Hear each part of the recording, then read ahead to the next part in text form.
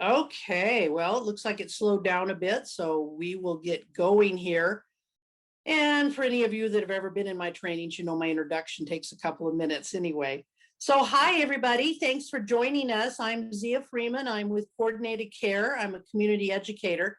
As you know, Coordinated Care provides the health care for kids across Washington state who are in foster care, and also for extended foster care and alumni, which is 18 to 25-year-olds. So if you happen to know a young adult who does not have health insurance and you know that they were once in foster care, even if it was only for a year when they were a minor, all they'd have to do is contact Coordinated Care and their file can be reactivated. There's still a lot of alumni that don't know they could still get our insurance.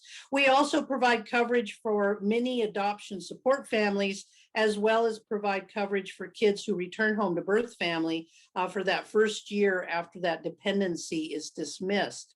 And then we provide general Medicaid to the public. So if you know someone whose family is eligible for receiving Medicaid, they certainly can apply. We are one of the options in Washington state, and we also have Ambetter on our exchange.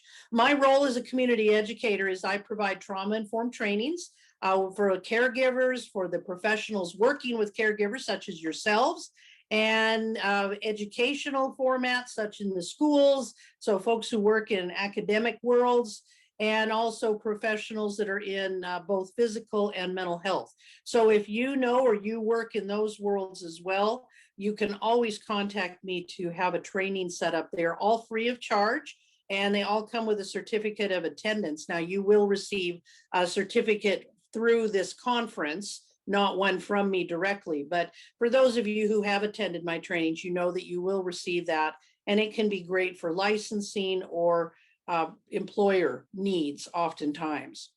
So I do appreciate your joining me. My background is in adoption and adoption and foster care. Gosh, had a little mind blank there for a minute.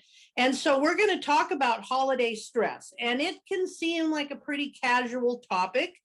Some say, well, that's kind of fluffy. I don't know if that's that helpful. Well, it really is something that is coming up to this time of year. I certainly know, having spent many years working in child welfare with kids and families, it really can be tough. And of course, even personally, for adults or anyone, the holidays mean different things to different people, and that comes into play here. So we're going to address this. Of course, the majority of you are professionals, though some of you may also be caregivers and walk in both of those shoes.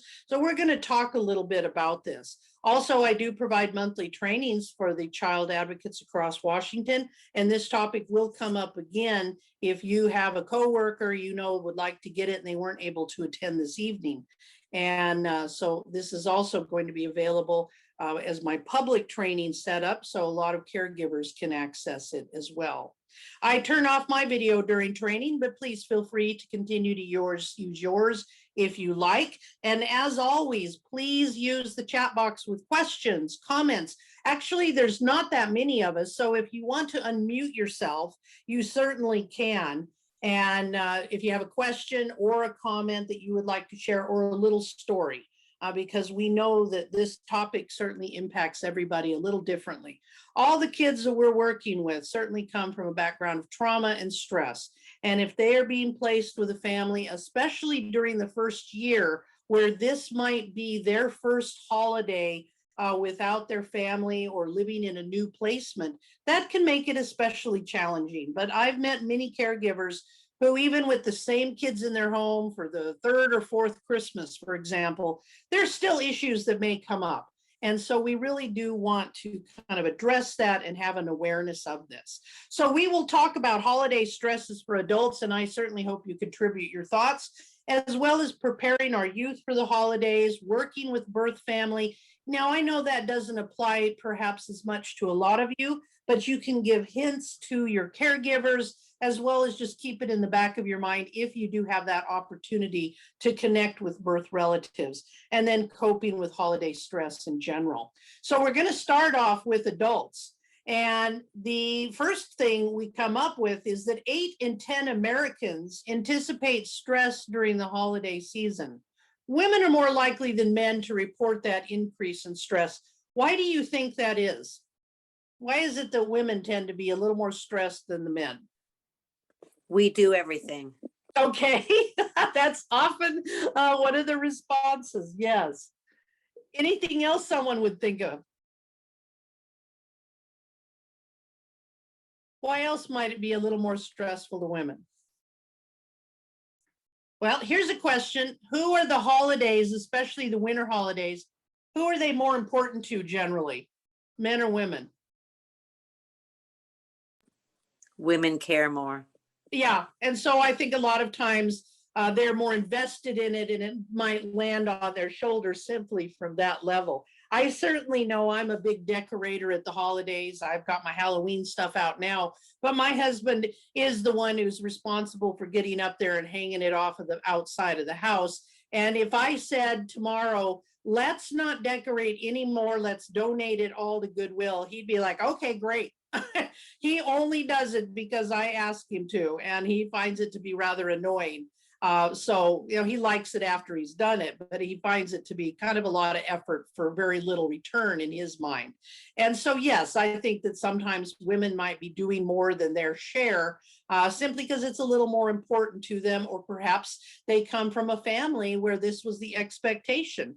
The top stressors for everyone, though, can include lack of time, money, and gift giving. Who do we give gifts to? Do we give them to everybody we're related to? Do we just give them to the people within our family? Maybe we don't even want to do gifts. How much money are we going to spend? Are we going to run out? Are we going to be within our budget? Do we even set a budget, right? And then lack of time. Oftentimes the holidays is when people try and do everything, visit everybody they know, go to the holiday parties. Now, I know some of the comments I'm making are more pre-COVID, right? But we're starting to get back into things this year. So I think folks are going to be out there doing a bit more, though maybe not as much for holiday parties, but still they're going to be happening depending on where you live and what your social circle may be or where you're employed. And so oftentimes there may be that discussion of, are we going to go to your work party or are we going to go to mine because they're both on the same night? Or are we going to go to our friends' houses or what? Are we going to have a party? And oftentimes by the time January 1st rolls around, people are a little sick of the holidays and completely worn out. Now, where do we get a lot of our beliefs? Well, frankly, from our families, the people that probably influenced us the most, whether you were raised by the traditional mom and or dad, or whether you lived with caregivers or grandparents. This is where the holiday joy or stress comes from, because for some people, let's be honest, not just our kids that are in care, but the holidays are a nightmare for some people, and their families are probably where that started. And then on the other hand, maybe your family loved the holidays. It really was kind of a happy time and you have wonderful memories from it. So I think that this is really where it comes from in a great deal of the time. And it continues to influence us, even though as an adult, we may change that pattern. So we really need to be self-aware of our own lens, because if you are someone that really doesn't enjoy the holidays for whatever reason, maybe a mixed bag, you don't want to push that off onto the kids or the family members in your life that really love it. So you got to be a little bit careful about it, but you also need to take care of yourself. And so it's so important. You don't need to raise your hand. Feel free to just talk out loud. So, but go ahead. Someone had their hand up? Yeah, that was me. Go My ahead. husband and I have gotten to where we absolutely hate the holidays, because when our daughter started doing drugs, she seemed to always be in jail over Okay, the so the holidays. holidays meant she probably did maybe more of them around that time. Yeah, she was always, ended up taking over raising our granddaughter. And it's just trying to explain to a 7 or 8-year-old why mom isn't around for the holidays. Yeah, And and that's a because tough she's in one. jail and all that. So we would avoid it completely if we could. Yeah. And just because it brings bad memories instead of good. Sure. And it's good that you have that awareness. But of course, if you have, do you still have your grandchild with you? Oops, I lost everything. No, Oh, okay. when we went to COVID, she just decided the day I was going in to get the non-parental custody papers or signed, she decided she wanted to go live with her dad. Oh, okay. So, and of course, then So, you've got a little bit of grief and stress there. yep. Yeah. And so yeah, you're someone that you have that awareness, and you know when you're working with kids you are a CASA. Yes, I am.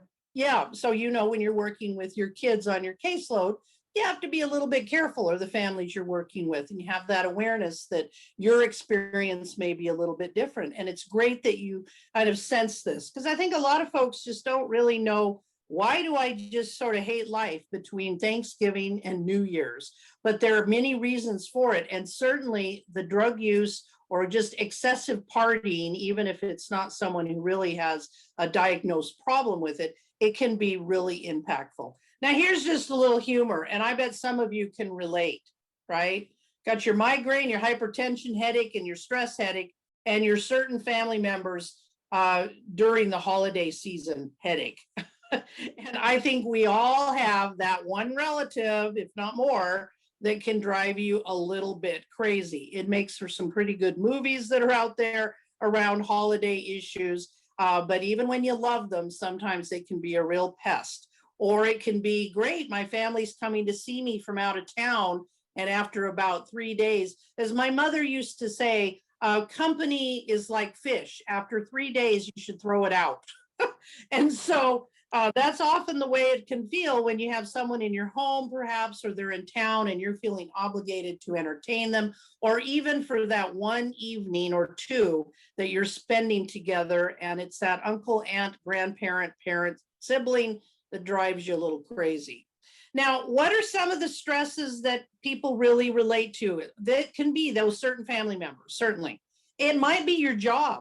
For people who work in the hospitality world or in restaurants or grocery stores, retail, holidays are not always fun, because this might be when you're pulling extra shifts, whether you want to or not, right? Your stores often stay open later. Now, again, a lot of this was a little more pre-COVID, but we're certainly seeing more of that return to normal, where stores are staying open later. Some of the malls stay open till midnight around Christmas time. They certainly might expect you to deal more with the clientele, and that can be hard. Or even in social services, the field I have always worked in, it was a challenge because people often were more unhappy around the holidays. They had higher expectations of one another. Domestic violence often went up, substance use often went up. And even working in foster care, some of my most delightful caregivers that I loved the rest of the year would be a little bit of a pill around this time, because they'd get a little bit annoyed from all those giving tree projects that were out there, and their kids would be just getting all of these items in their house, for Christmas, and that was a challenge. Decorating a certain way. This sounds like, why should that be an issue? Well, for some, it really can be. I had a caregiver. She had been, probably doing this 15 years, but she said the first year that they were foster parents, they took in 3 kids. And that was their first Christmas with them. And she said, up to that point, because they had birth children, she said, we'd always decorated kind of the same way. And I had decorations that had been passed down from my family. I had some beautiful ones that I'd invested a little money into. And she said, I really took pride in how I decorated my home for the holidays. Well, she gets these 3 siblings into her home, and they were not interested or had the patience to decorate the tree the way she wanted to have it decorated. So pretty soon they were throwing the tinsel at each other, or throwing some of the decorations from the tree at one another. And she said my stuff often ended up being broken or crushed, she said, or they might say things like, well, this is ugly. And she said after her first holiday, and of course the kids brought their own stress to the table, she said she almost thought about stopping being a caregiver, because she said it really felt miserable. And I felt guilty for having put my family through this, because being a foster parent had kind of been her idea. But then she said she had to sort of shake herself and say, hey, did you get into this so that you could show off how beautiful your house is at the holidays? Or did you do it to care for kids all year round? And so she said she got a reality check with herself. And she said, my house has never been decorated quite that beautifully again. but she said now we have the joy of helping kids and looking more at what they have been through. She said, rather than me wallowing in my own self-pity. And so for some people, this though can be an issue. Do you have a kid in your home that just rampages over the top of your decorations? And this can be hard. Some people don't believe in doing much decorating at all. Others go all out.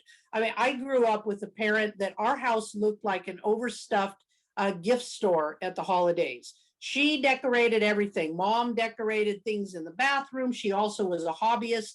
So she did ceramics. They were all over the house in various Christmas things. And I loved it. But it was quite overwhelming for other people who would come over and go, whoa, well, look at this. You know, they didn't know what to do with that. And of course, it can be pretty overwhelming for a child that may come into the home and not know what to do with either the lack thereof decorations or too many. Spending too much money. This can be, of course, common as well. How many of us we've all been there, right? At least once, where you really blew your budget and you're like, oh, geez, I did spend a little too much. Look at my credit card in January, right? Or you buy things for people that honestly, it's an obligatory gift. You might not feel like that really was where you wanted to do it, but oh, your partner expected it, or somebody expected it, or doing a gift exchange at work. So whatever it comes down to, that can lay stress to people as well. And then memories of your own past holidays. I met someone last year when I did this training, and he was a professional working in residential. And he said every year he has to kind of pull himself up and say, hey, you need to kind of tuck away your feelings, because he said, I don't really care for the holidays. He said, I grew up in a family that should have been in the child welfare system. He said, but we weren't. He said, my parents managed to fly under the radar, but he said, frankly, holidays were a nightmare. Every dysfunction they had just was doubled at the holidays. Well, he grew up, he married a woman who had the opposite experience. She had a family that was like, oh my gosh, the holidays are wonderful. We all get together at Christmas. We all get together at New Year's and we decorate, and it's such a big deal. And he said, as wonderful as it is, though, he said it's a little exhausting being around people that make a big to-do out of every decoration they have, and going to see the holiday events in town, etc. And he said sometimes when we travel to see them, he said, I just go get coffee in town by myself sometimes, or use the excuse that I'm going to go do a little last minute shopping. And he said, I just need to take a little bit of a break. And he said, my wife understands it, but he said, sometimes it can be a bit of a challenge.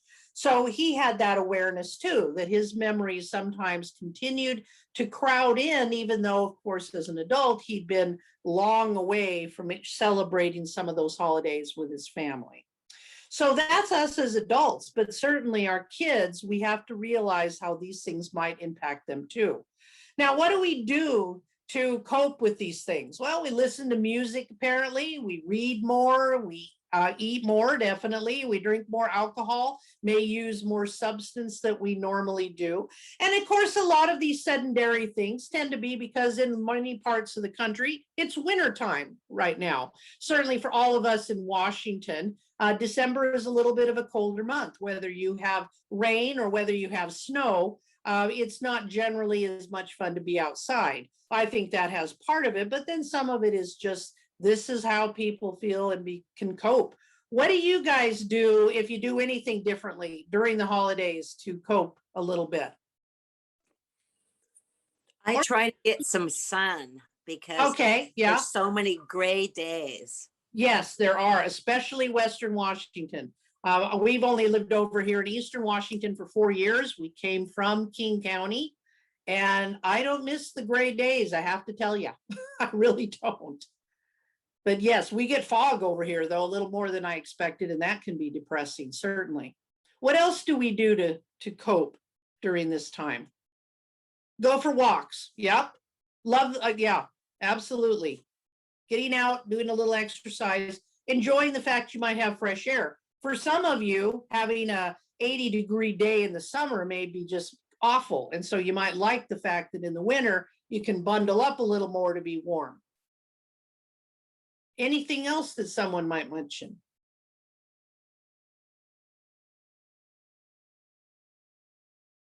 Okay, so yeah, some different ideas that come up. So what can we do if the holidays are going to be a little exhausting for you, either because of the ghosts of your memories past or just because this is a year that's going to be tiring? Find time for yourself. And that's a cliche, but it really does matter. If you've got a busy household, you've got a busy job, finding that time, and that might simply mean 10 minutes even here and there, where you spend more time in your bedroom doing something, or you take a longer shower, or you close yourself in the bathroom for a while longer, or you take yourself for a little drive to get yummy coffee or a snack. Finding the time to just be alone or with somebody that gives you energy can be really, really helpful to just recharge your batteries. And if you have company coming in, you really need to do it too, to just find that normalcy, no matter how much you may be happy that that person or those people are around you. Have realistic expectations for the holidays. I think this is the one that catches people up. Is COVID still going to be an issue for your family this year? Or is that something that your family and friends may say, hey, we're vaccinated, or, the heck with it, we're going to do what we're going to do? Or it may still be of concern, but being realistic about it. Do you have people that are going to be working during the holidays? Are you doing extra time with any of your clientele, and the time off is going to be a little bit shorter this year? It's just so important. And when we talk to our caregivers, have them be realistic too. I can't drive that one home enough. When they've got new children in their home or kids that are coming from a lot of stress, that they can't assume that because last year was a little hard, but this year they hope it's so much better. It may or may not be. So they need to be a little bit realistic and probably tone it down just a bit. Somebody says they pray and recenter on the reason for the season.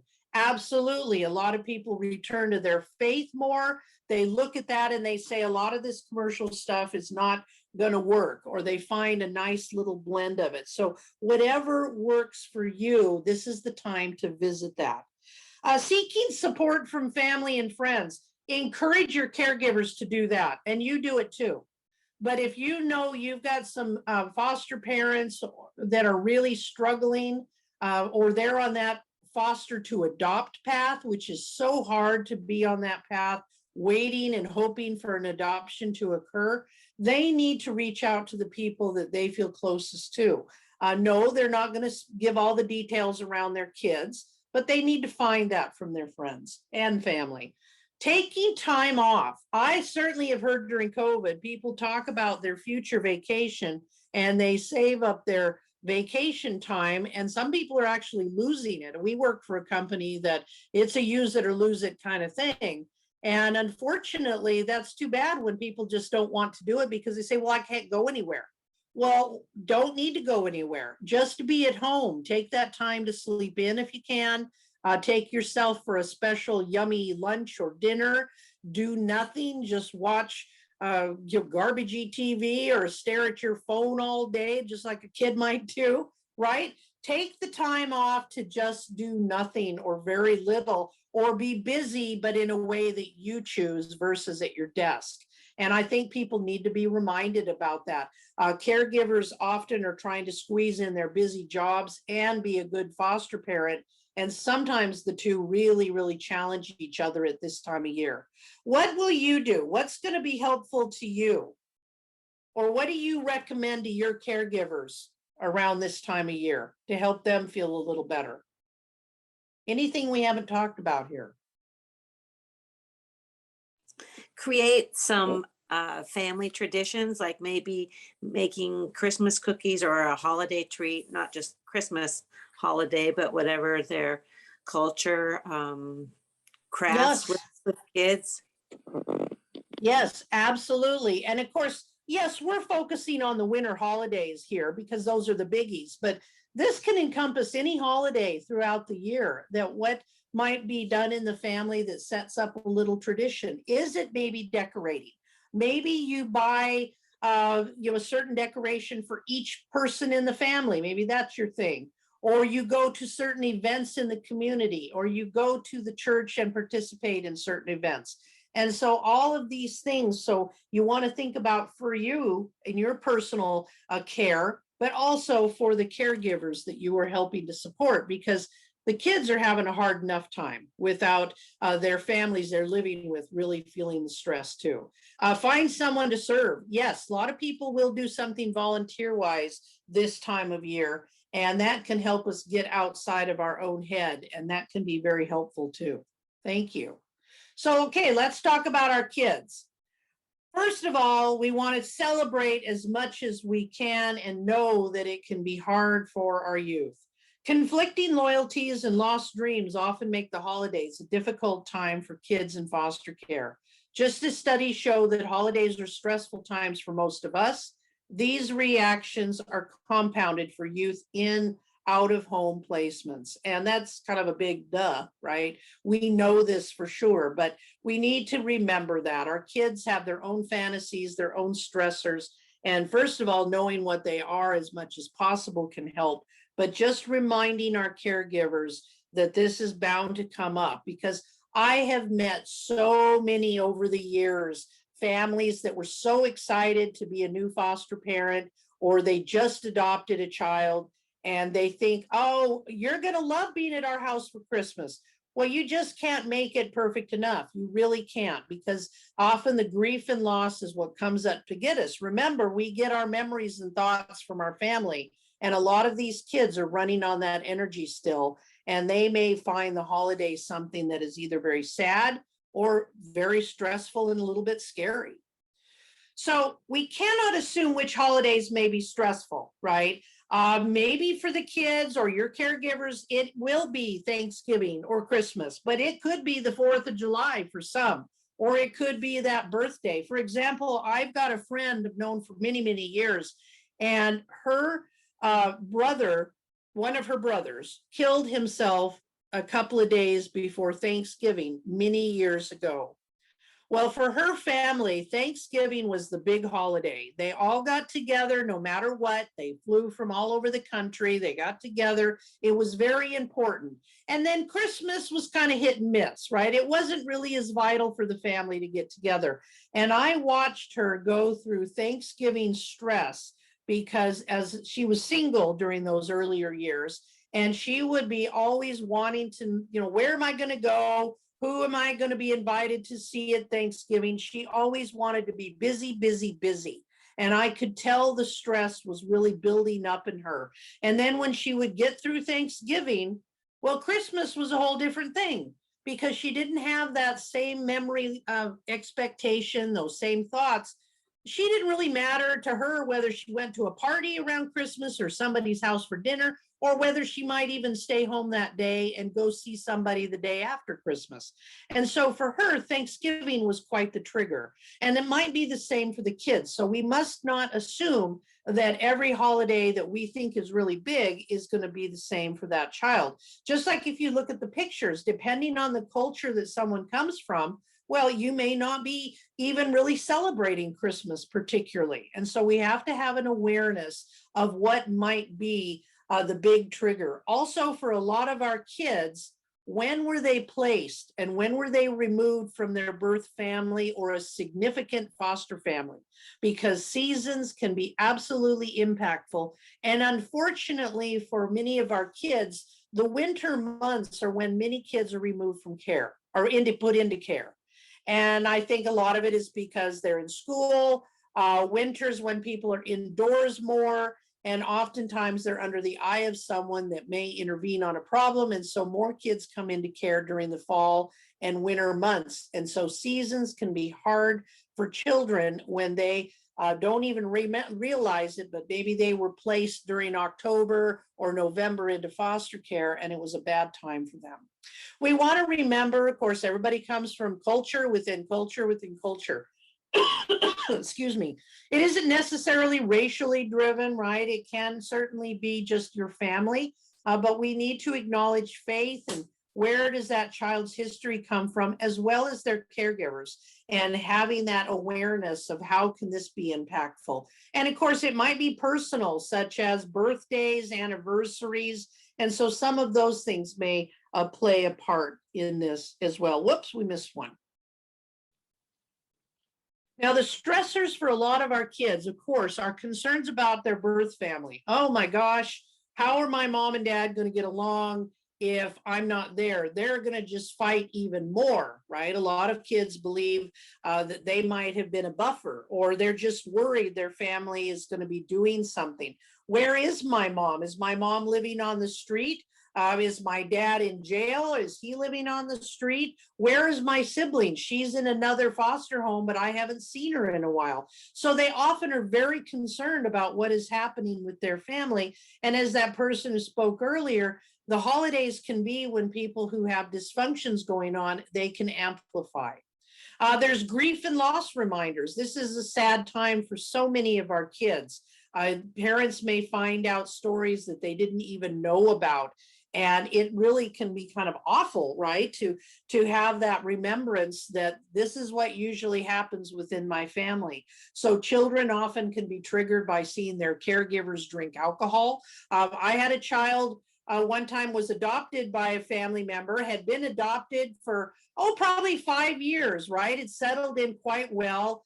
Didn't have any contact with birth family anymore. They either had completely moved away or they really were not safe to be around for the child. Well, the new adoptive mom thought, you know what, we're going to go to a holiday party this year. And when the people that had the party said, would you like a glass of wine? She thought, oh, well, this should be okay. She knew her daughter came from a very strong background of alcoholism. But she thought after 5 years of having adopted her, this should be okay. Well, her daughter saw her accept the glass of wine, took a drink of it, and the child absolutely just lost it. She started crying and started saying, no, no, don't do that, and ran to another room. And the mom went after her to see what in the world was happening. And the girl was in a fetal position, sobbing madly. And basically what came out is she'd never seen her adoptive mom have alcohol. And she was just convinced that, like her birth family, her new mom, well, not so new anymore after 5 years, was now going to just get drunk, have the cops involved, and problems come up, etc. And so the mom said, honey, I'm not going to drink anymore. Don't worry about it. It was just, I was only going to have one anyway. Don't worry. Please realize, not everybody does treat alcohol that same way, but don't worry, I'm not having any more. And she promptly put that glass, gave it back to the hostess and said, can't do her, and assured her child this would not happen. And so we just never know what may trigger some of these kids. And of course, children don't know what to expect in a foster home. If this is a new place for them, where are the towels? What do we do at the holidays? Is the mom or dad going to be around when we're not in school? Do we decorate? Do we not decorate? Some people decorate around Thanksgiving, right? And then leave it up through New Year's. Other people decorate just a few days before Christmas. And then there's others that it may be very minimal or hardly at all. And so kids just don't know what to expect. Changes to visitation during the holidays, especially when things are getting back to normal more, those visitation schedules often change, don't they? You guys as CASAs know this. Maybe a birth parent wants an additional visit so that they can provide a gift to their child, or people move visits around because people are taking vacation, and maybe something should have occurred in court, but the judges and all the important staff, attorneys, they all took time off during December. And so visitation schedules might be less or they might be more, and this can throw a kid off too. And of course, changes to daily schedules.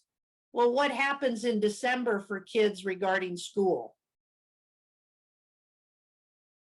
It's a question to you. When kids are back in school, what happens in December regarding school? Time away. Right, they are now out for the holidays. Now, during COVID, they were home. It didn't really make any difference. They were already home. But now most schools are back in session, so they'll be out for the holidays. And so this, for some of our kids, they don't know what to really do with that. They're used to being in school, and now they're not. And maybe they're going to have to go to the Boys and Girls Club more, or they go to a babysitter, or is the caregiver going to be home from their job? But they just don't know, and these changes to daily schedules can really throw kids off. What else do you see as possible stressors during the holidays for your kids that you're working with? We had my husband and I play Santa and Mrs. Claus for a foster care agency's Christmas party. I And know. the last year we had it pre-COVID, we had a little 4-year-old come up and he took my hand. I took him over to Santa and he sat in my husband's lap and he just started bawling. And we Oh, were finally able to figure out he had just been removed from his home. This was his first placement. And he was crying because he was afraid Santa wouldn't be able to find him or know where he was. oh yeah. And so I Santa think made a that. trip to the foster house to drop off some goodies ahead of time. But Right. And that's a great example that you think, oh, this will be fun, right? Go see Santa. But that just brings out that sadness and that stress. And so, mm, of course, you just can't plan for everything, but helping your caregivers to know, especially those who have big expectations about the kids having a great time. Now, maybe they will. I can be a little cynical. I've been working in this field for a long time, but bottom line is we just really want everybody to be a little bit realistic about this. Okay, so before the holidays, which is a great time that you're taking this course, and that's why I offer it. It's offered in November so many times on my training schedule. There's that anticipation. And I've had a lot of caregivers say to me, oh, Zia, the actual Christmas day or Thanksgiving or New Year's or birthday, it wasn't so bad, but boy, that leading up to it, those days were awful because kids just don't know what to expect. Will Santa find me? Oh my gosh, somebody just told me Santa doesn't exist. Or am I going to get a gift? Am I not going to get a gift? These can be very challenging, and we know that our kids aren't going to probably talk about it so much. They're going to act out, and they're going to be stressed, and they're going to be hyper, or they're going to pick fights with other kids. And so this can be the hard part.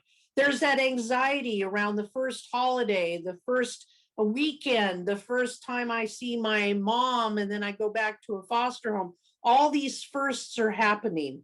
And this can be really, really tough. But even families who have maybe a child from last year doesn't mean this holiday season is going to be a ton better. And they do need to be consistent and be aware that some of those things can still kick in. I mean, we know as adults how we feel about the holidays.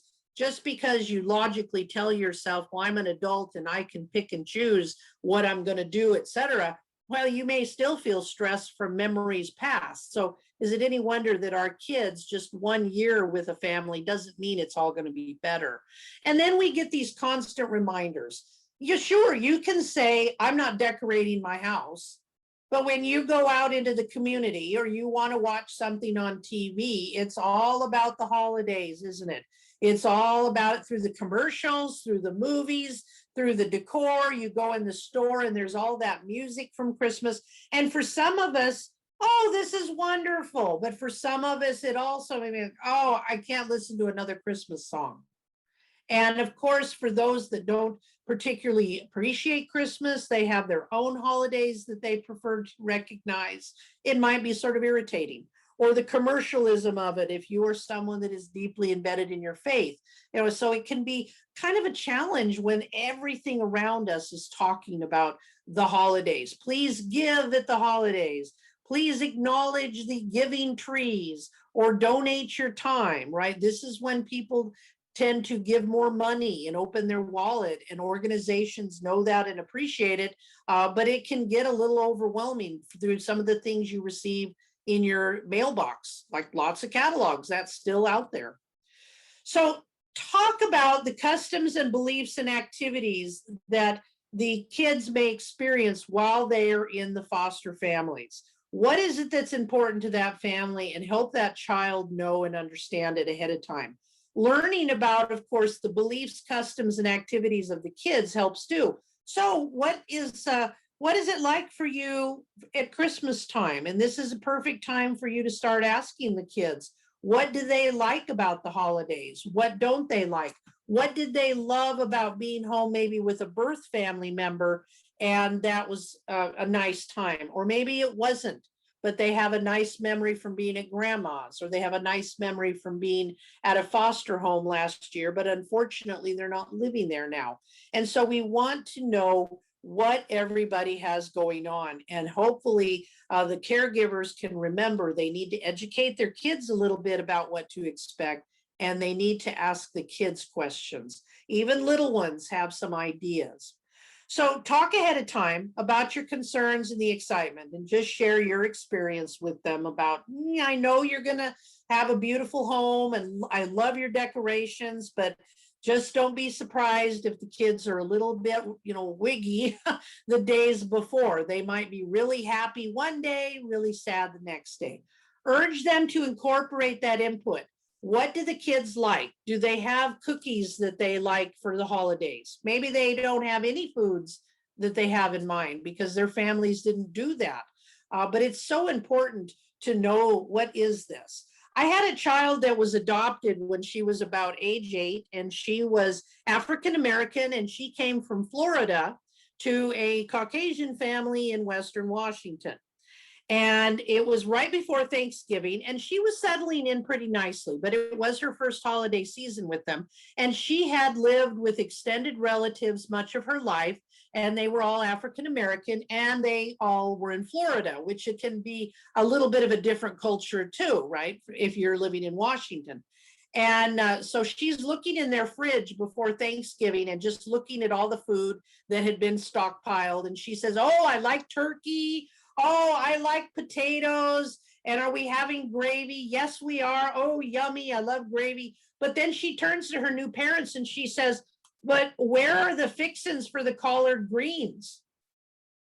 And her parents, who were at the time younger, and they looked at each other. They both had been born and raised in Western Washington. And they're like, what? Collard greens? What? And she said, "Well, we have to have those." And they're like, "Okay, yeah, we just haven't bought the ingredients for that yet." And they quickly looked up a recipe online for it. And they really had no idea what went into collard greens. And it's just not as common around here for Caucasian families in Washington. Now, if you go to other states, everybody knows what those are, right? It's a little bit like grits. You don't see grits in Washington on the menus very often. And so it's not necessarily just racial, these things, but it often is just the culture of that part of the country. And so they put together some collard greens for her. And sure enough, they were there on Thanksgiving, and she was very happy about it. But she said, "Well, these aren't quite as good as my grandma's, but I'll still eat it." And so they were happy about that. And because they did have contact with birth family, as I said, they were adopting, they were actually able to get grandma's recipe and offer that. And ever since then, that family has had collard greens on the holiday table. And so just things like that sometimes can make a child feel, oh, so much better about where they are. And you might encourage them to think of this. What would you think of your traditions if you were a stranger to the family and you came into your household at the holidays? Now, some of you might say, "Well, looks fine. It's no big deal." As I said, if kids had ever come into my home when I was growing up, my mother's overwhelming decorating might have been a little over the top, right? Or I remember when my husband and I first got married, and my mother gave me some decorations that had been in our family. And she said, "Here, you can have some of these and put them up in your house." Okay. And I put up something, and don't even ask me what it is because that was 100 years ago. And my husband said to me, "Oh my gosh, that is ugly." He said, "Shouldn't that be in the trash or donated or something?" And I, of course, was initially insulted because it was something that we had had up when I was a kid and I had fond memories of it. But I looked at it through his eyes, which was as a stranger to my family traditions. And I thought, "Oh, yeah, I guess it is kind of scruffy." And I really don't remember what it was. But True, it looked pretty scruffy from his perspective as to why in the world are you still putting that poor tired thing up. And so you want to have your families know that from a kid's perspective, it might be a little bit odd that you have something jumping out of the decorations or that you don't decorate at all. And they just want to have a little bit of an awareness of that in regards to the kids.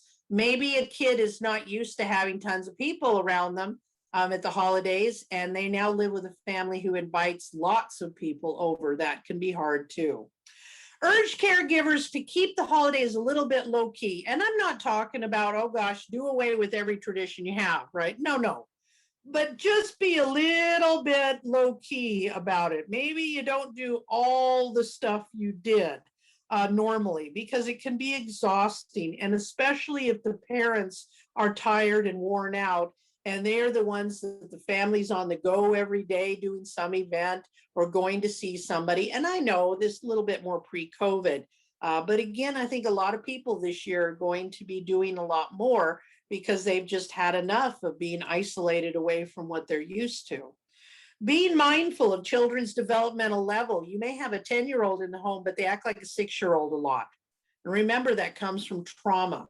And so we've got to be careful that we're not overwhelming these kids. That example I gave you of the foster parent who said her kids didn't have the patience to decorate the tree nicely, so they started throwing decorations at each other.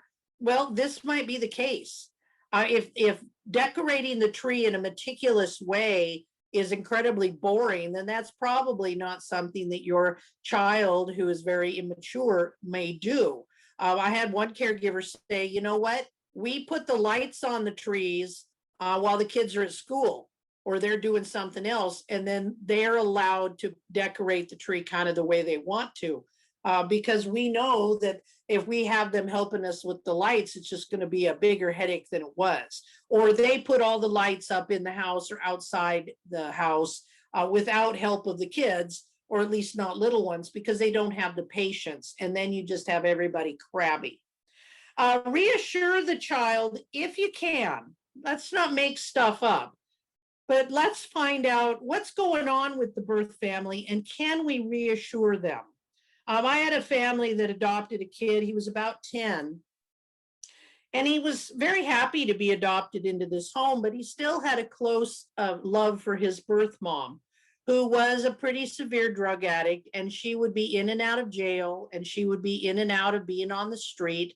And she'd go through brief periods of sobriety where she would have more connection to the family, and then she would lose touch. And he knew, he was 10, he knew that when she was losing touch, because the adoptive family kept him updated, and he still did have the occasional visit with her. He knew that when he hadn't heard much about her, she probably was in jail. And he would say to his adoptive mom, so I guess she's back in jail, right? And the mom would say, well, yes, I heard from your uncle that she is. But you know what? Let's look at it this way. Your mom is now warm at night and during the day. She has a bed to sleep in that's clean. She's getting at least 3 meals a day, and she is safe. We know that she's not out being hurt by anybody, etc. And she's not using drugs while she's in jail. And so her son kind of perked up and he said, oh, I guess that's right. And so after that, when he would find out his mom was in jail, he would say, but she's safe there, isn't she? And she's warm, because even though maybe it's November, she's warm and she's not living on the streets. And the mom would say, yes, that's right. And so he was able to see a little bit of the silver lining, if you will. And so help the child to know if you can find out. Oh, I know you're worried about your foster sister. Maybe we can get a phone call set up if we can't do a visit to know how she's doing in the foster home. Or I want you to know that I have checked with the adults regarding that home, and they're a very nice family she's living with, and they really do care about her. And so this can be helpful if you can help reassure that child that the world hasn't fallen apart for their birth family. And of course, expect kids to have conflicting and confusing emotions and not understand what's going on. I had another one. Well, actually, this was not my case. Excuse me. A caregiver told me this story was just a couple of years ago, and it really resonated with me. She had a couple of siblings come into her home, and she said they were nice kids. They didn't seem to be too excited about the holidays at all. But she said we kind of went through the motions and they were okay with it. And we gave them gifts. And she said, but we noticed that they really, the sister was about 11 and the brother was like about 7. And they really weren't too interested, though. They were really hands off with their presents. And she thought, oh gosh, did I really miss the mark on what they like? And so she said, do you not like your gifts the day after Christmas? And the girl said, oh, yes, thank you. They're very nice, but we know that you probably need to return them. And she said, what? And she said, oh, yeah, my parents used to buy us lots of gifts at the holiday. And we opened up all these wonderful gifts at Christmas. But then usually by the time the week was over, they said that we had to return them to the store because they had to pay the rent or for food. And so we weren't allowed to play with them very much. And we'd get in trouble if we got them dirty or. Well, that was pretty horrifying to hear, right? And she said, oh, no, dear, everything we gave you is yours. You can play with it. Don't break it if you can help it, but you can absolutely play with it. And look, we're not keeping the box. We're just going to get rid of it, right? Well, it took, she said, these children until nearly New Year's before they really got into, really, you're not going to make us give these up? She said she could tell that, especially that girl who was around 11, she didn't really believe it until several days had gone by. And then it was like, oh my gosh, this stuff is really ours.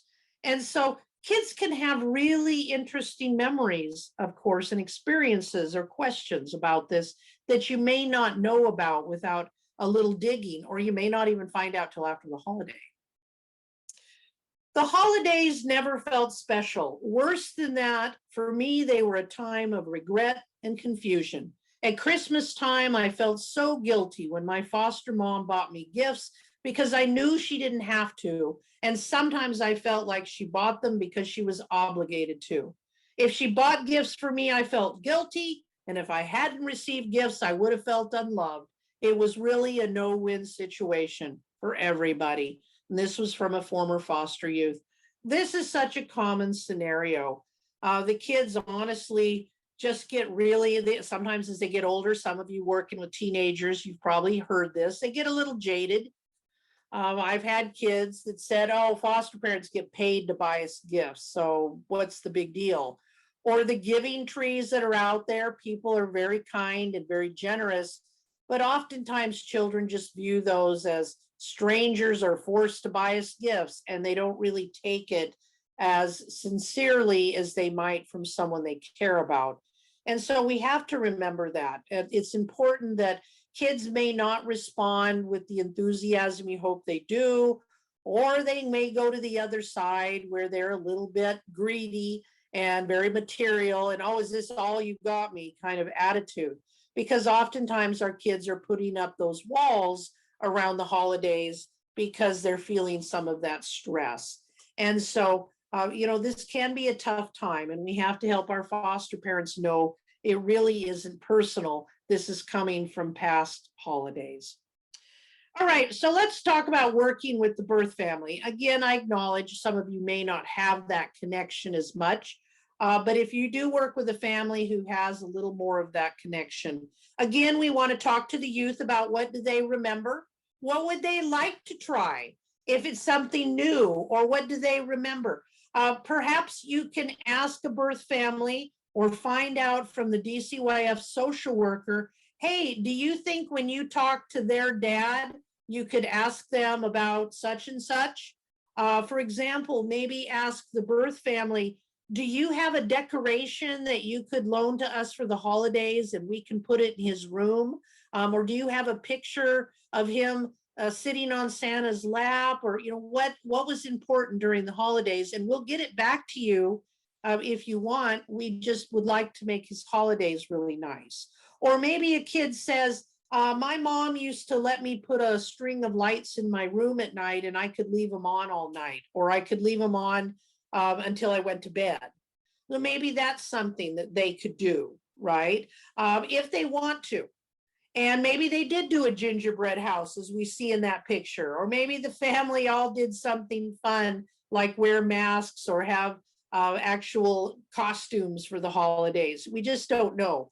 Did their family participate in Hanukkah or some other holiday that the foster family doesn't and could use a little bit of information about? And so these things can be really important to help make that connection and to help the birth parent know, as well as the child, we're not trying to replace your family. We're just trying to do what we can to make this good for everybody. Maybe the child has a fond memory of a previous foster family that they lived with for quite a while. Would they like to send them a card? Maybe they have relatives that they don't see, like grandma, but they would like to send them a Christmas card. Can you get that sent through DCYF, or how could that happen? Is there a way we could connect this child to them and we could drop off pictures? Or maybe the child's going to have a visit with their birth family. So the foster parent says, well, let's make cookies for them and you can take a plate of cookies. Maybe you do a scrapbook for the youth, right? That, of course, we all know about life books, and those are so important. But maybe there's a little scrapbook that you can do during holidays that the kid can share with their family. Now, the other side of that could be the family might see that as bragging, right? Oh, yeah, I see you took them to somewhere really cool for Christmas. But if possible, it can be also a nice way to develop some nice memories, or for the birth family to see that the child really did have a nice time. And so there can be some other thoughts. Any of you have any ideas that you would add?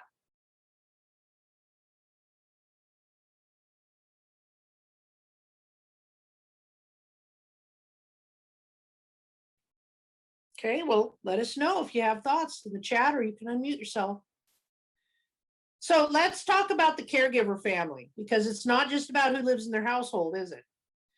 Talk about upcoming events and the people who will be there. Help that child to know, okay, at Christmas, we're going to go on Christmas Day over to my parents' house, and there's going to be lots of people there. And help that kid to know who's going to be there.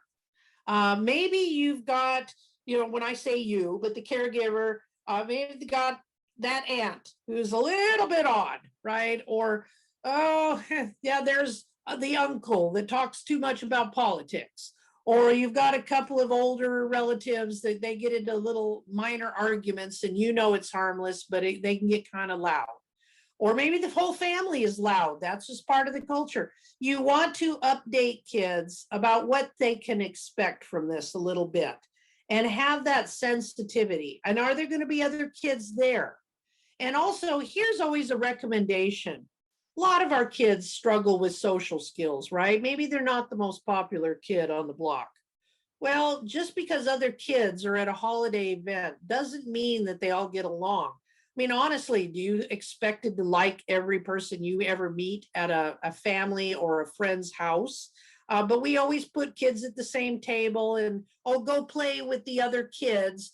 Well, maybe they don't want to do that, or that their social skills aren't up to that.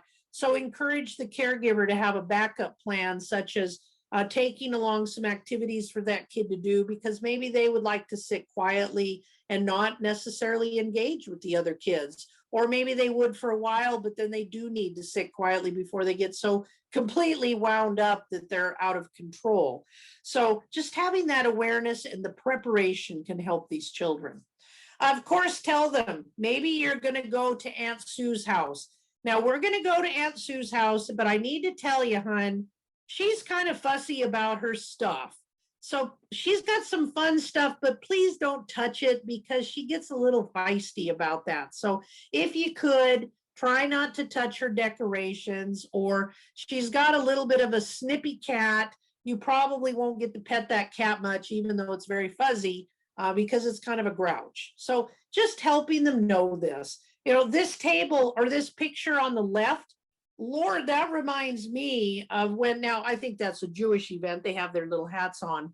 But I remember when I first was married, my husband's family was very large and they got together at the holidays, and there are all these aunts and uncles and kids and people, and it was incredibly overwhelming. And my husband, when we were first engaged, well, he kind of forgot about me a little bit because he'd go off and turn into the family member and, you know, do conversations with his cousins, etc. And it was just very overwhelming. And I'll be honest with you, they also had a lot of alcohol flowing. And so there were some very happy people at this thing.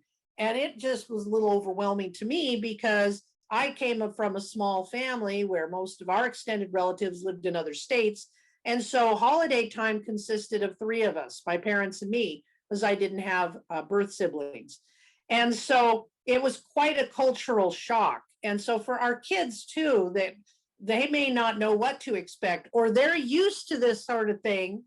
And now you're going to have a group of 3 or 4 people for the holidays. That can seem pretty underwhelming. Or maybe families get together and they play games, and that makes the kid feel overly competitive. Or they sit around and talk and watch movies, and the kid finds that boring. So just make sure that there's a little prep there to help that child. Oftentimes, giving them something to do can be helpful. So suggest this to your families, giving them an opportunity to take pictures, or could you please go put this food on the table? Now, we don't want them to feel like they're your slave, but that they can go participate in that way. And this can make them feel a little bit more included, and they don't have to talk to anybody. Don't make promises you may not be able to keep. For example, maybe there's a discussion about what's going to happen. We're going to go to the tree lighting ceremony, but you're not really sure it's going to happen. Well, probably shouldn't mention that to a kid until you know it's going to happen, because kids can get really hung up on, oh, I thought you said we were going to do this, and then we don't. Make sure everybody's on the same page with gifts. This is such a big deal. Like I said, my favorite caregivers would turn in sometimes to some pretty snippy people. They'd be upset that I was delivering giving tree gifts on the 23rd of December. Well, that's when they came in. And they would say, you just gave me 20 kids or gifts for the kid. I've got other kids, they don't get 20 gifts. How am I going to do this? Well, your other children aren't traumatized either and aren't living out of home, but that's of course a different discussion. But it can be very hard. I've met so many caregivers that their parents or their siblings, they feel sorry for the kids, so they want to buy them everything. Well, that's not good either. That's a quick way for your kid to become pretty greedy and to think this is all this is good for is you buy me a bunch of stuff. And so make sure that they do understand kind of the limits here. Another thing that I've heard more than one time is that sometimes grandparents or relatives, they treat the kid like a foster kid, and they buy 5 gifts for the birth kids and 1 for the foster kid. Or they don't think they should have to buy them anything at all, which is fine, but you need to have that discussion ahead of time. This can be really tough. They also need to know that if you expect that child to open the gift in front of you and there's 10 people standing around watching the kid open the gift, they may not respond the way you think they will, because they're either uncomfortable or they feel embarrassed because you've bought them something really nice and they don't know what to do about that. And so this can be tough. And our kids with social skills that they have challenges with, well, the parent may say, wow, what an ungrateful kid you've got there. So they need to be prepped a little bit that this child may have some odd reactions, and we need to not have high expectations. Gift cards can be nice, because then the caregivers can buy the child what they want / kind of need, versus stuff that the child may not either be able to wear. It's too small, it's too big, or the parent may not know what to buy for them. Right. So just making sure that they've had that discussion ahead of time. to not get out of control with sometimes the gift issues. If possible, is the family around to introduce the kid to before the big day? This can help if they've even seen them once, or even a Zoom visit where they get to see their face and say, hi, this is our new kid who came into the house, mom. And hey, this is my mom, this is my dad, or this is my brother. And you're going to meet them on Christmas in person. This can be helpful for the kid to at least get a sense of who they are. Maybe look at a picture book. Yeah, here are my relatives that you're going to meet. And that can be very helpful. Of course, we need to help our families remember that even though they're back with their family fold, they need to respect confidentiality. They might be frustrated with their foster kid. They may need to vent a little bit, but that's not the time to do it where a kid can sneak up behind you and overhear you complaining about them to the mother or the sister, whatever. They've got to be a little careful. They also need to not share every little bit of detail of the child's past, because even the most well-intentioned person can say the wrong thing. Encourage the family. Please do not grill him on his life. If he wants to talk to you about it, great, but don't go up to him and bring it up. For example, to say something like, are you sad that you're not with your family this year?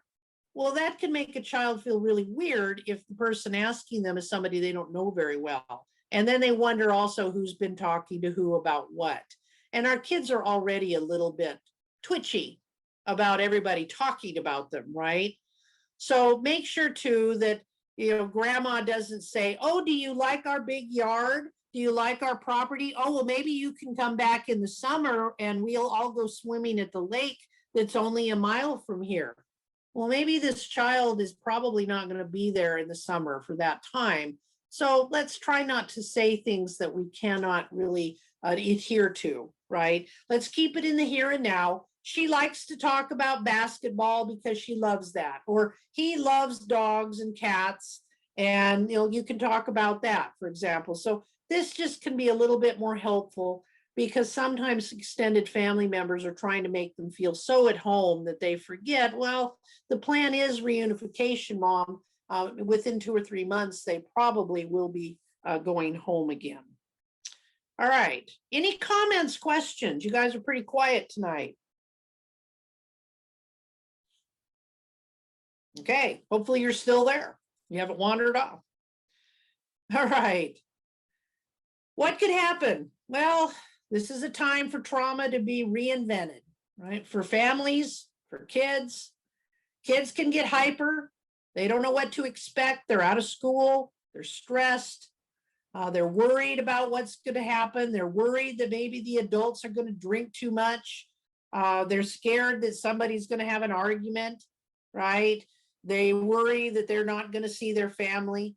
So they might be wetting the bed again. They might be getting a little aggressive. They might be doing something that a foster parent hasn't seen them do for 2 or 3 months. This is very, very normal. I've had so many caregivers over the years, though I've taught this kind of topic for years, to say, yeah, we went ahead and had the big old party for 4 days, lots of people in and out of the house, and it's January 6th, and my kid is still really needy and clingy and being very obstinate about things. Well, yeah, probably a little stress was laid on them, and now they're working it out.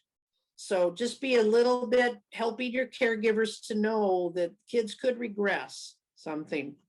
And someone said, great reminder of how stressed foster kids can be. And someone else said, yes, still here. Thank you. Always good to know. It's the trouble with Zoom. Sometimes we don't know. Did you wander away? And believe me, I've been known to do it myself. But, we just want them to know. And it isn't personal, right? Please help our caregivers to know this isn't personal to you. They're not trying to ruin your holiday. But the caregivers can help by just remembering or thinking about what it would feel like if they were in that child's shoes. Be prepared for that sadness and grief. Maybe the parent's very happy about the holidays and they think they did an amazing job, but this kid's still very sad. Well, that happens. Give them a chance to grieve. give them that privacy, especially an older kid. Maybe they just want to go to their room for a little while. Check in with them often. How are they doing? Are you okay? Would you like a snack? You can bring it in here, right? Maybe they just need to have that. But then on the other hand, don't let them go to their room and spend hours and hours in there either. But go in there and hang out with them, or just check in or say, hey, we need to get some milk. You want to ride along with me, just you and me? That can be helpful, because kids are often going to feel as though they might be intruding, or they're part of something that is very foreign to them. And they may just be missing their own family, right? So have those coping plans. And that follows up with a little humor. When your gingerbread fails, add a dinosaur. We've all been there. The turkey burns up. Let's get pizza. Let's get Chinese food. Whatever just didn't work.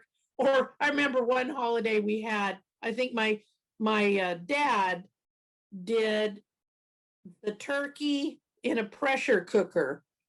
And oh my gosh, it was smelled horrible. There was just something going on. It was just awful. We ended up eating, I don't remember what we ate, but something else. But when your gingerbread fails, add a dinosaur. Recognize and acknowledge what the youth is feeling is perfectly normal. Let them know it's okay to be sad. Hey, it is okay. Don't push them. You're not trying to be the therapist. The foster parent's not the therapist. But if they want to talk about it, if they want to talk about, gosh, this reminds me of how great or awful it was to be with my family, let them talk about it. They need that opportunity. Just check in with them, see how they're doing, because it can be so tough. Someone said, please discuss inclusion strategies for both the child and children in the home. For instance, a foster placement took the foster child to see decorated Christmas trees as something they did every year. Yes, that is fine. And we're going to come up to some activities, but that's great. You want to take the child with you to do events. However, you also have to help a foster parent know maybe this is the first year they're a foster family and their own kids are feeling some stress because it's a little hard living with this particular kid. Every adult in the household should spend individual time with each child. That should be a standard year round. But at the holidays, it really can help. So if you've got a foster family and their birth kids are really feeling that this is weird because we've got this kid in the house, that he's a little bit off and we don't like him that well, etc. Well, maybe the parent takes that kid to go do something while another parent takes the foster kid to go do something else. There can be something like that going on, right? Where we have an acknowledgement that everybody needs a little extra care during these times. And so identify with them, help the foster parent. If they say, gosh, the kid is so sad and they've shared some stories. Well, it's okay for you to say, you know what? I remember a holiday that wasn't fun. In fact, right now, I would love it if some of you would say, just give us a quick idea. Do you remember a holiday that was not so much? It was not so great. And if you want to share with us, why wasn't it great? Maybe it was just downright awful.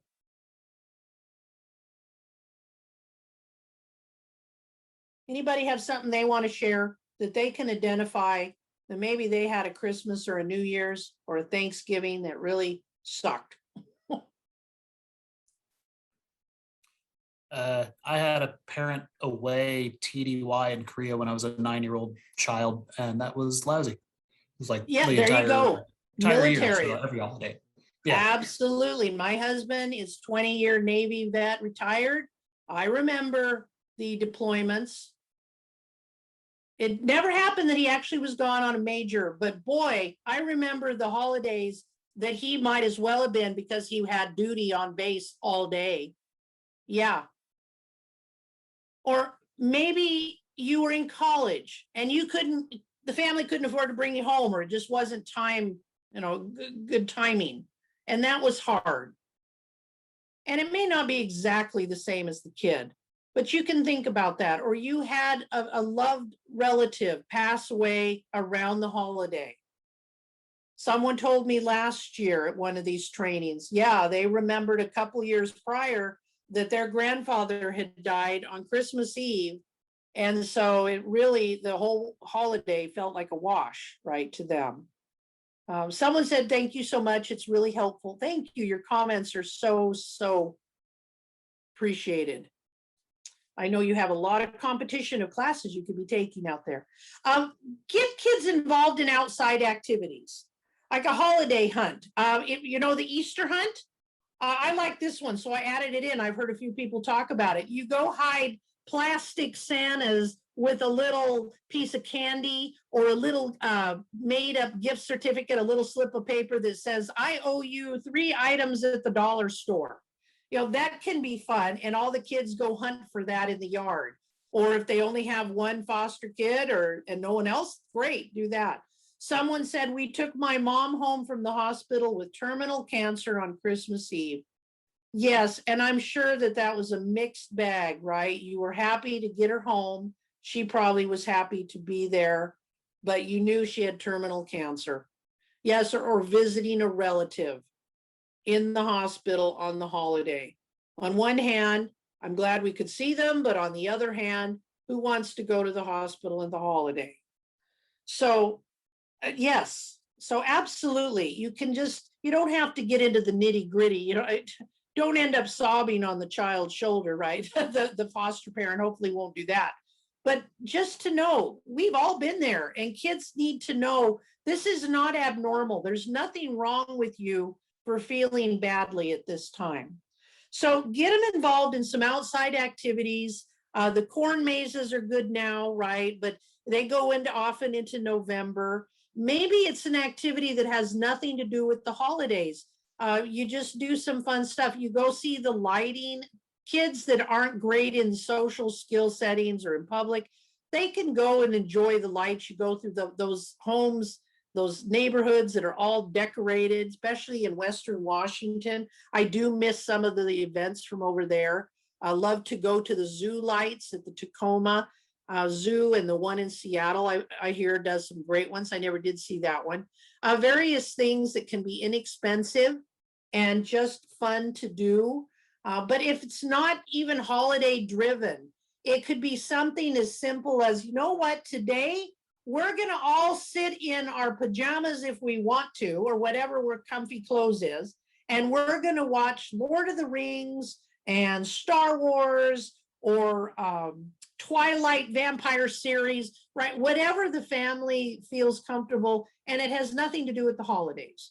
So this can be something that you can absolutely encourage your caregivers to do, and just to incorporate some fun for everybody. Or maybe you volunteer. I've known families that did that too. They said they went down to a local shelter or a food bank and they provided assistance, and everybody went. And sometimes the foster kids really got into doing that. And if you set a little tradition and that child might be there next year, well, hey, we're going to do those favorite cookies that you like from your family. We're going to do that recipe again. And then here's the final thing. Finally, help a child or a caregiver or yourself realize that the holidays also really are a state of mind. I'm not talking about your faith beliefs by any means, but to know that the whole Christmas, gotta buy gifts, decorate, all that stuff, a lot of that is what it is, right? They can be good or neutral, and if we can find something positive, great. But holidays also do not last forever. So Christmas is on Saturday. New Year's is on a Saturday this year. Well, guess what? Tomorrow will be Sunday, and that part will be over. So sometimes it really is a state of mind. I know families that got together to do Christmas during 2020. They said they got together and did Christmas in July. So sometimes it really is something, and help a kid to know this isn't going to last forever. We're going to be through it pretty soon. So hang in there. And if there's something fun you want to do, then you be sure and tell me about it. Okay. And having said that, I do hope you have a wonderful holiday season when it comes up. And I'd love to get your comments or your thoughts or ideas that you would like to share at this time. And yes, Ryan dropped in the box the evaluation. So you want to fill those out for all of the various courses that you are attending throughout the conference. And I just remembered, we have just a couple minutes. I am going to give you the PowerPoint. Let me find it. Just a second. Remember what we're talking about here. Ooh, there it is. There's the PDF for that. And then also for any of you that take any of my trainings, you know that I shamelessly promote my support group that I run for caregivers. And the holidays can be a wonderful time for them to attend that. I'm doing only one in November. The dates just didn't line up with time I'm taking, etc. But in December, we will have two. And so I'm including that flyer. You can share it with all caregivers across the state, foster, adoptive, or kinship. All right, I think that's, oh, and then I'll give you my email if you have a comment or a question for me at a later time, or if you want to know when some of my public trainings are. And of course, I am doing trainings for your group each month, I believe into 2022 as well. Thank you, Ryan, for that opportunity. So you will see me at some of those as well if you have the time to attend. So any last minute thoughts or questions? Someone said, deeply appreciate the trauma-informed perspective on this subject. Thank you. And yeah, help your caregivers to know it's okay if they're having some stress as well. We all need to take care of ourselves during this time. Yeah. Okay. Great. Anything? With a virtual from me? background. Yeah, go ahead. What was that again? Repeat that. Who was just talking? Oh, all right. Anything you need from me, Ryan, at this point? Okay. All right, folks. Well, I will let you get back to your evening. Oh, you don't see the PowerPoint. Did that not get actually support? Well, I see it in the chat box. I see it also. Okay. Download, so. But feel free, if you highlight and just do a cut and paste of my email, you can send the email to me and I'll send it to you through email too. But yeah, it is there in the chat box. And I do have a training tomorrow night for all of you at 6 o'clock. It will be on attachment with older kids, some suggestions on helping your caregivers work on that. So for those of you that may be interested, I may see you then. Enjoy the rest of the conference. And thank you so much for joining me this evening. Thank you. See you Thank tomorrow, you. Zia. Bye.